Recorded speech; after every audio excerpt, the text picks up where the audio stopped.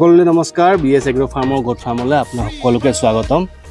আজি পুনৰ আমাৰ এই ব্ৰিডাৰটো গৈ আছে শিৱসাগৰলৈ। কোৱালিটি তাৰ চাব পাৰে, দুই দাঁতৰ নতুন ব্ৰিডাৰ হয়।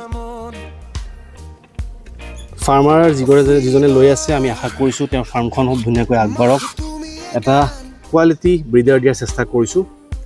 আমাৰ গ'লটো হৈছে যাতে আমি বৰ্ণসংকৰ কৰি লোকেলতকৈ অলপ ডাঙৰ জাত এটা লওঁ, কিন্তু এইটো নহয় যে আমি লোকেল জাতটো একেবাৰে নোহোৱা কৰি দিম।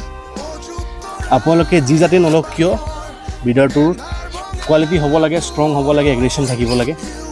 ই আৰু বহুতখিনি ডাঙৰ হ'ব, ইয়াৰ বয়স একেবাৰে হোৱা নাই, 12 মাহ 14 মাহৰ মোটামুটি তাৰ বয়স।